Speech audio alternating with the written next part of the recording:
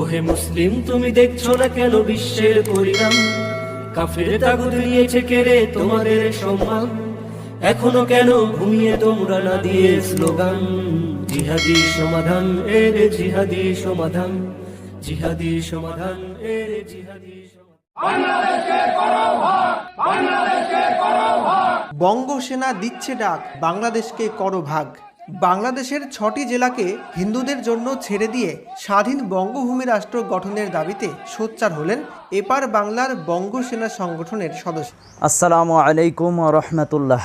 আলহামদুলিল্লাহ, আলহামদুলিল্লাহ রব্বিল আলামিন, ওয়াসসালাতু ওয়াসসালামু আলা রাসূলিহিল কারীম ওয়া আলা আলিহি ওয়া আসহাবিহি আজমাইন, আম্মা বা'দ।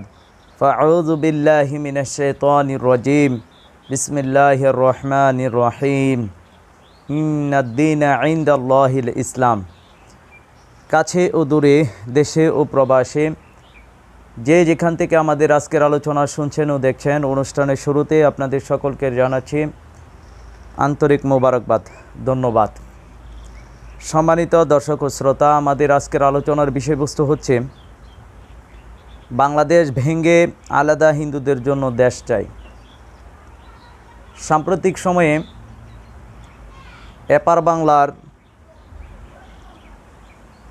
একটি খুবই গুরুত্বপূর্ণ বিষয় হচ্ছে বাংলাদেশ ইস্যুতে তারা সরব হয়ে উঠেছে। বাংলাদেশকে কিভাবে অস্থিতিশীল করা যায়, কিভাবে বাংলাদেশে সংখ্যালঘু নির্যাতনের নামে ট্রাম্প কার্ডের মাধ্যমে কিভাবে বাংলাদেশে অস্থিতিশীল পরিবেশ তৈরি করে বাংলাদেশে ভারতীয় আগ্রাসন এবং ভারতীয় সামরিক অভিযান পরিচালনা করা যায়, এটি নিয়ে বরাবরই চক্রান্ত চলে আসছে, যেটি আমরা বারবারই উম্মাকে সতর্ক করছিলাম। তা আমাদের সতর্কবার্তা এতদিন অনেকে আমাদের এই সমস্ত সতর্ক বার্তাগুলোকে গুরুত্ব দিচ্ছিলেন না।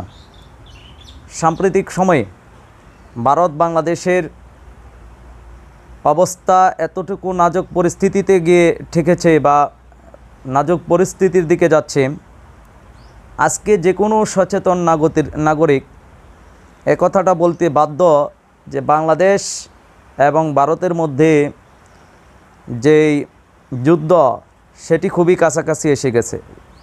যদিও আমরা বরাবরই বলছি যে এটি ভারতীয় উগ্রবাদী হিন্দুদের পক্ষ থেকেই এই আগ্রাসন চালানো হবে। আপনারা হয়তো লক্ষ্য করেছেন, এপার বাংলাতে তথা ভারতীয় উপমহাদেশের কলকাতা, বাংলাদেশের যারা বাংলা ভাষাভাষী আছে, তারা বাংলাদেশকে করবাগ, বঙ্গসেনা দিচ্ছে ডাক, এই স্লোগানের ভিত্তিতে বাংলাদেশের 6টি জেলা তথা যশোর, খুলনা, ফরিদপুর, কুষ্টিয়া, বরিশাল ও পটুয়াখালী, এই 6টি জেলা নিয়ে স্বাধীন বঙ্গভূমি রাষ্ট্র, বঙ্গভূমি স্বাধীন রাষ্ট্রের দাবিতে শুক্রবার রাজগঞ্জের টাকিমারিচরে একটি অনুষ্ঠানে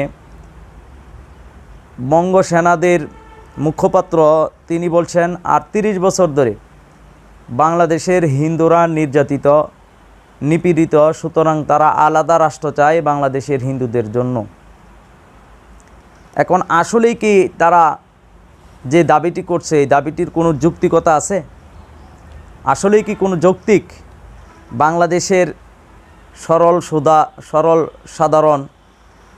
সোজা যে সমস্ত সনাতনী হিন্দু ভাই এবং বোনেরা আছেন, আপনারা কি আসলেই স্বাধীন বঙ্গভূমি নামে একটি রাষ্ট্র চাচ্ছেন? আর সেই রাষ্ট্রটি কি আসলেই আপনাদের জন্য নিরাপদ হবে? আপনারা কি বাংলাদেশে আপনারা কি আসলেই নির্যাতিত, নাকি আপনারা কোনো রাজনৈতিক এজেন্ডা বাস্তবায়নের জন্য আপনারা হাতিয়ার হিসেবে ব্যবহার হচ্ছেন? আপনাদেরকে এই বিষয়টি ভাবার দরকার, ফিকির করা দরকার। কারণ আমরা বরাবরই বলছি, একটি উগ্রবাদী সম্প্রদায় আপনাদেরকে ব্যবহার করে তাদের রাজনৈতিক স্বার্থ হাসিল করতে চাচ্ছে। এক্ষেত্রে আপনারা সাধারণ মানুষ এই রাজনৈতিক উদ্দেশ্য বাস্তবায়নের হাতিয়ার হিসেবে ব্যবহৃত হয়ে নিজেদেরই ক্ষতি, নিজেদেরই ধ্বংস ডেকে আনবেন না। আপনারা সচেতন হন। আমরা আপনাদেরকে সচেতন করছি, আমরা আপনাদের শত্রু না। আমরা কখনোই সাধারণ হিন্দু জনতা সহ সাধারণ পার্টির বিরুদ্ধে আমাদের কোনোই অবস্থান নেই। আমরা জাস্ট সতর্কিত হচ্ছি এবং সতর্ক করছি। ভারতীয় যে আগ্রাসন, আল্লাহ রসুল সাল্লাল্লাহু আলাইহি সাল্লাম 1400 বছর পূর্বেই এই জাতিকে সতর্ক করেছেন। বিশেষ করে সাহল ইবনে সাদ রাদিয়াল্লাহু তাআলা আনহু থেকে বর্ণিত, তিনি বলেন আল্লাহ রসুল সাল্লাল্লাহু আলাইহি সাল্লাম বলেছেন, অচিরেই পূর্ব দিকে এক ফিতনার সৃষ্টি হবে তথা দ্বিতীয় কারবালা, আর তা হবে মুশরিকদের দ্বারা। হাদিসের অংশটি আবারও ভালো করে স্মরণ করুন, আবারও খেয়াল করুন। আল্লাহ রসুল সাল্লাল্লাহু আলাইহি সাল্লাম বলছেন, অচিরেই হিন্দুস্তানের পূর্ব দিকে মিম বালাদিল মাশরিকে মিনাল হিন্দি, হিন্দুস্তানের পূর্ব দিকে একটি ফিতনার সৃষ্টি হবে, আর সেই ফিতনাটা তৈরি করবে মুশরিকরা। আজকে দেখেন সেই ফিতনা কিন্তু তারা তৈরি অলরেডি করতেছে। আর মালাউন বাহিনী এবং মুনাফিক বাহিনী কর্তৃক তখন মুমিনদের একটি দল তাদের বিরুদ্ধে যুদ্ধ করবে, আর তাদের নেতৃত্ব দিবেন ইমাম মাহমুদ, তাদের পরিচালনা করবেন ইমাম মাহমুদ, যিনি আবার ইমাম মাহাদির আগমনের বার্তা নিয়ে পৃথিবীতে আসবেন। তারিখুল বাগদার 1229 নম্বর হাদিস। এই হাদিসে স্পষ্ট আল্লাহ রসুল সাল্লাল্লাহু আলাইহি সাল্লাম বলছেন, হিন্দুস্তানের মুশরিকরা একটি ফিতনার সৃষ্টি করবে। আর আজকে আমরা দেখতেছি তারা ফিতনা সৃষ্টি করছেন। আসলে বাংলাদেশের 6টি জেলা নিয়ে তারা আলাদা হিন্দু রাষ্ট্র গঠন, বঙ্গভূমি নামে হিন্দু রাজ্য বা রাষ্ট্র গঠনের কোনো পায়তারা তারা করতেছে না, বরঞ্চ তাদের মূল টার্গেট হচ্ছে তারা এক ফিতনার সৃষ্টি করবে, মুসলিম নিধন করবে। আর সেই উদ্দেশ্য বাস্তবায়নের জন্যই তারা নানা কৌশল অবলম্বন করতেছে। একটা রাজনৈতিক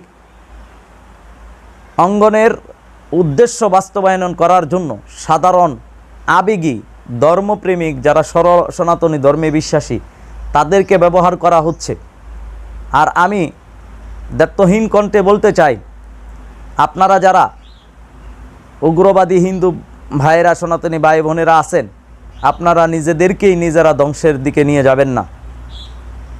আদৌ এই ফিতনা সৃষ্টি করে আপনারা রক্ষা পাবেন না, বরঞ্চ আপনারাই ধ্বংস হয়ে যাবেন। এটি হাদিসে স্পষ্ট বর্ণনা এসেছে। সুতরাং সাধারণ যারা আবেগী নয়, আপনারা চিন্তা করেন, বাস্তবতা উপলব্ধি করেন।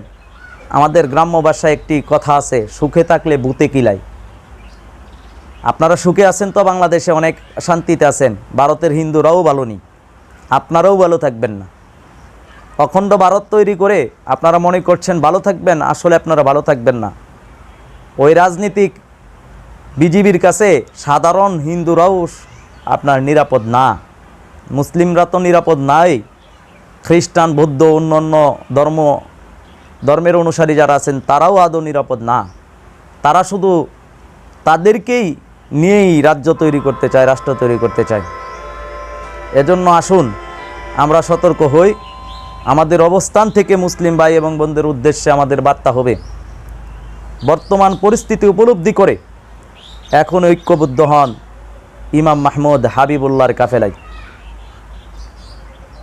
যদি অবস্থা পর্যবেক্ষণ করতে, বুঝতে, উপলব্ধি করতে দেরি করেন, বড় ধরনের ক্ষতির সম্মুখীন হয়ে যাবেন। আর কি বাস্তবতা উপলব্ধি করলে মুসলিম সাধারণ ভাই এবং বোনদের জ্ঞান, এদের বিবেক জাগ্রত হবে, এরা কখন বুঝতে পারবে। আর বেশি দিন দেরি নয়, আপনার ঘরের ভিতর ঢুকেই আপনার চোখের সামনেই তারা আপনার স্ত্রীকে দর্শন করবে, আপনার বোনকে দর্শন করবে, আপনাকে তারা হত্যা করবে। এটা আমাদের কথা নয়, এটা ধর্মের কথা, এটা ইসলামের কথা। আর সেই কথার বাস্তবায়ন আমরা অলরেডি দেখতে পাচ্ছি। পরবর্তী পর্বটি লক্ষ্য করুন। পরবর্তী পর্বেই আমরা আরও গুরুত্বপূর্ণ বিষয় আপনাদের সামনে উপস্থাপন করব, যে আপনারা মুসলিমরা ঘুমিয়ে আছেন আর উগ্রবাদী হিন্দুরা কি কি মিশন বাস্তবায়ন করছে। পরবর্তী পর্ব দেখার উদাত্ত আহ্বান রেখে আজকের শুধু এতটুকুই পর্ব এখানে শেষ করব। আর সনাতনী ভাইদেরকে বলবো, সতর্ক হন, নিজেদের ধ্বংস নিজেরা ডেকে আনবেন না। অপর দিক দিয়ে মুসলিম ভাই এবং বোনদের বলবো, আপনারাও সতর্ক হন, আযাব আসার আগেই তওবা করুন। আল্লাহর মনোনীত বান্দা আল্লাহর পক্ষ থেকে সতর্ক বার্তা নিয়ে এসেছেন, ওনার কাফেলায় ঐক্যবদ্ধ হন, সতর্ক হন, নিজেদের জানমাল আত্মরক্ষার স্বার্থে ঐক্যবদ্ধ হন। ঐক্যবদ্ধের কোনো বিকল্প নেই। আল্লাহ তাবারক ওয়া তাআলা আমাদেরকে ঐক্যবদ্ধ হওয়ার তৌফিক দান করুন। আমিন। আসসালামু আলাইকুম।